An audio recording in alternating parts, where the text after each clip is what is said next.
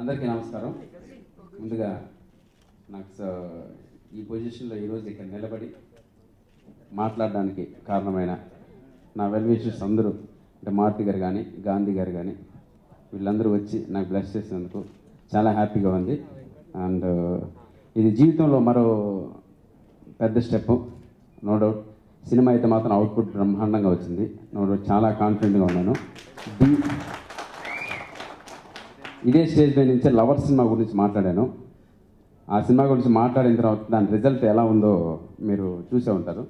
దాని తర్వాత ఈ సినిమాలో మీకు మళ్ళీ ఒక విషయం చెప్తున్నాను. ఈ సినిమాలో నాకు నేను పొగుడుకోవడం కాదండి, చాలా గొప్పగా నటించాను అనుకుంటున్నాను. మీరు సపోర్ట్ ఇస్తే ఆ రోజు మీరు తప్పకుండా సప్తగిరి చెప్పిన మాట నిజంరా అంటారు. మ్యాక్సిమం సప్తగిరి విశ్వరూపం చూస్తారు ఈ సినిమాలో. అలా వచ్చింది సినిమా. అంత కాన్ఫిడెంట్గా ప్రామిస్గా ఉన్నాను, నో డౌట్. అలాగే సప్తగిరిని నమ్మి సినిమా తీయడం అనేది ఒక పెద్ద గగనం. దాని గురించి ఎంత చెప్పినా తక్కువ.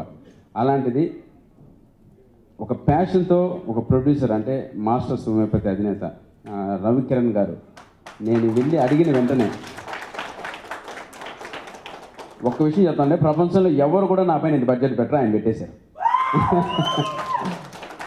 సో నిజంగా సార్ ఎందుకు పెడుతున్నారు సార్, మీ ఇంత డబ్బు అవసరం లేదు కదా, నేను ఇలా చేయగలనంటే, లేదా నాకు ప్యాషన్ ఉంది, నువ్వు మంచి కథ తెచ్చావు, అట్ ద సేమ్ టైం మంచి అవుట్పుట్ చూపిస్తున్నావు డైలీ నాకు, ఇంక నీకు ఈ సినిమా పెట్టడానికి నాకేముంది, నాకు ప్యాషన్ కోసం పెడుతున్నాను, సినిమా చేయి, నో డౌట్. డబ్బుల గురించి ఏమాత్రం మైండ్లో పెట్టుకోకు, అవుట్పుట్ నాకు చూపిస్తుంటే నేను హ్యాపీగా ఉంటే చాలన్నారు. అటువంటి అవుట్పుట్ ఆయన చూపించాం. ఈరోజు ఆయన చాలా సంతోషంగా ఉన్నారు, నో డౌట్.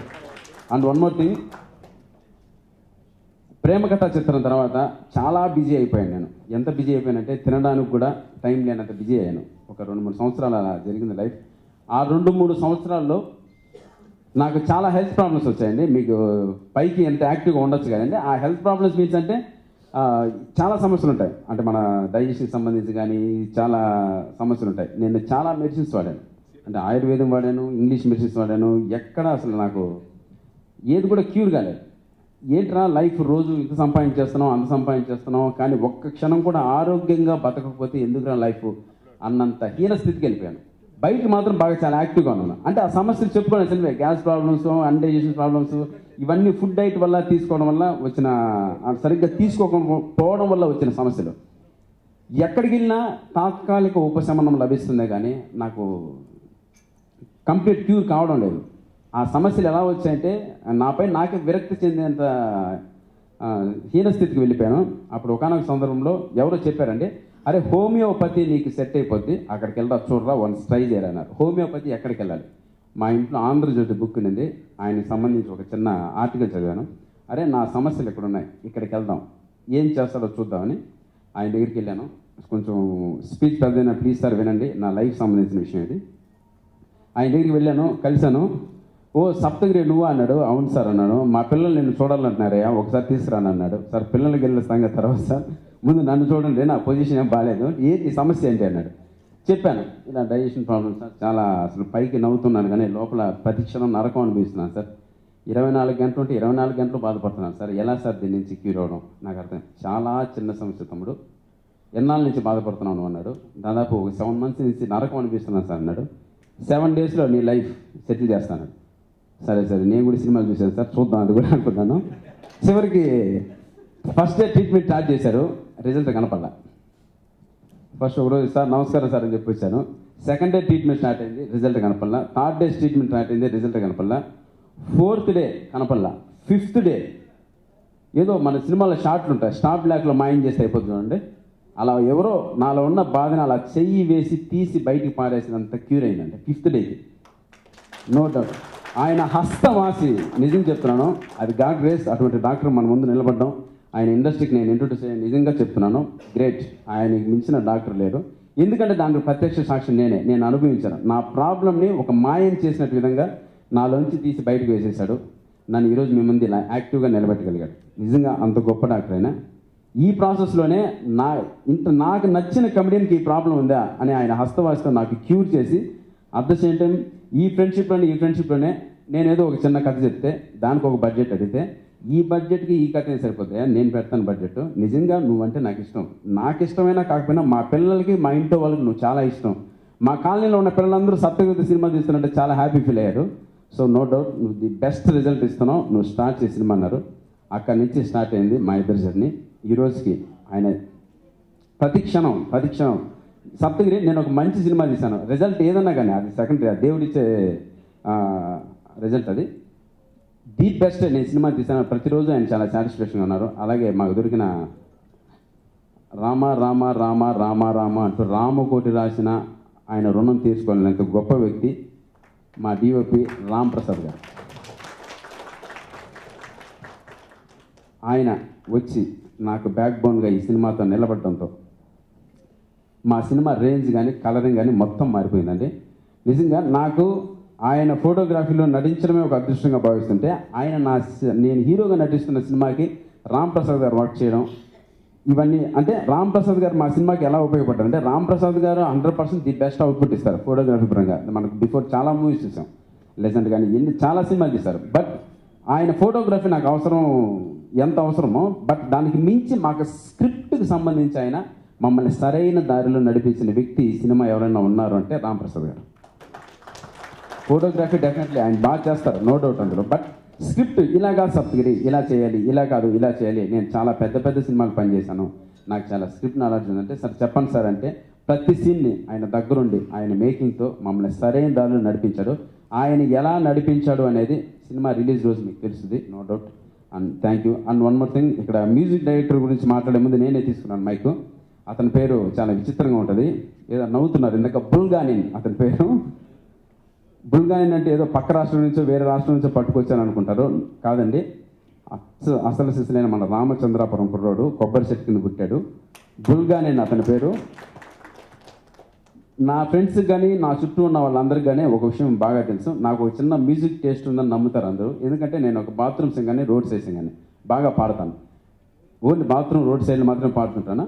అలాంటి నా మ్యూజిక్ టేస్ట్కి తగ్గ ఒక మ్యూజిక్ డైరెక్టర్ కావాలని నేను వెతుకుతున్నప్పుడు బుల్గానిని నేను వెతికి పట్టుకోవడం జరిగింది. సినిమా రిలీజ్ అయిన, ఇప్పుడు ఆడియో ఫంక్షన్ కూడా త్వరలో చేస్తాం, సినిమా రిలీజ్ అయిన తర్వాత ఆ మరుసటి రోజే టాప్ తెలుగు సినిమా ఇండస్ట్రీలో ఉన్న టాప్ మ్యూజిక్ డైరెక్టర్ లిస్ట్లోకి బుల్గానిని చెప్తాడు, no doubt. The best output ఇచ్చారు మా సినిమాకి. సప్తగిరిని ఇంకో కోణంలో ఈ సినిమాలో మీరు చూస్తారండి. నేను ఎక్కువ చెప్పడం లేదు, నిజం చెప్పాను. నన్ను నమ్మి, నా నిజాయితీ నమ్మి, నా హార్డ్ వర్క్ నమ్మి నాకు రవికిరణ్ గారు ఈ సినిమా ఇచ్చారు.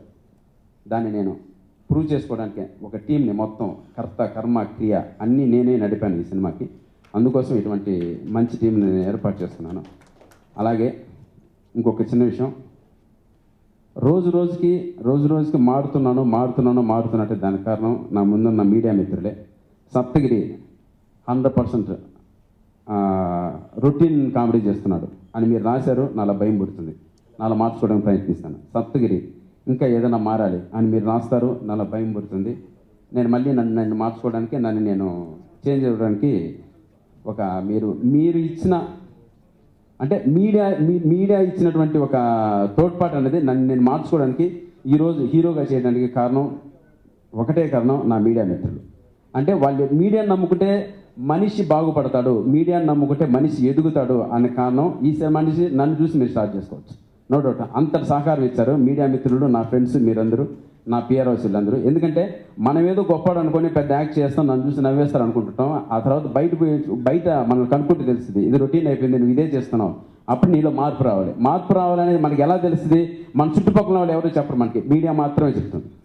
సో అలా మీడియా కూడా శిరస్సు నుంచి నమస్కరిస్తున్నాను, నాకు ఇంత సపోర్ట్ ఇచ్చినందుకు. జీవితాంతం మీడియా వాళ్ళకి నేను రుణపడి ఉంటాను.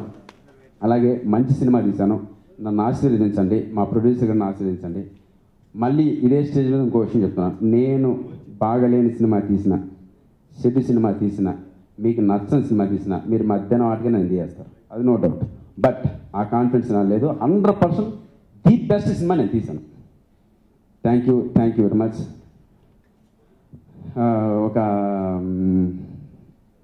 ఒక మంచి కథతో రావాలని నేను అనుకున్నాను. ఒక మంచి అంటే ఇది తిరుడాన్ పోలీస్ అని ఒక తమిళ సినిమా అండి ఇది. ఆ సినిమా మాతృకి ఈ సినిమా. బట్ ఆ సినిమా చూసిన తర్వాత చాలా చేంజెస్ కావాలి నాకు ఆ సినిమాలో. దాన్ని యాక్చువల్గా తీసామంటే మనం ఇక్కడ వర్కౌట్ అవ్వదు. ఆ రైట్స్ కొనుక్కున్న తర్వాత నేను చాలా రోజులు ఆ స్క్రిప్ట్ అంతా రాసుకున్నాను. బికాస్ నేను కూడా ఒక 7 years అసిస్టెంట్ డైరెక్టర్ పనిచేశాను. నాకున్న నాలెడ్జ్ ప్రకారం స్క్రిప్ట్ అంతా నేను రెడీ చేసుకున్నాను. ఈ స్క్రిప్ట్ని కరెక్ట్గా ప్రొజెక్ట్ చేయగల ఒక డైరెక్టర్ కావాలి నాకు. ఆ డైరెక్టర్ ఎలా ఉండాలి అంటే 100% నన్ను డీల్ చేయగలిగే వ్యక్తి అయి ఉండాలి. ఆ వ్యక్తి ఎవరున్నారంటే నాకు చాలా సర్కిల్ ఉంది డైరెక్టర్లో. నేను ఒక లిస్ట్ వేస్తున్నాను. ఆ లిస్ట్లో మొదటి వచ్చిన వ్యక్తి అరుణ్ పవార్.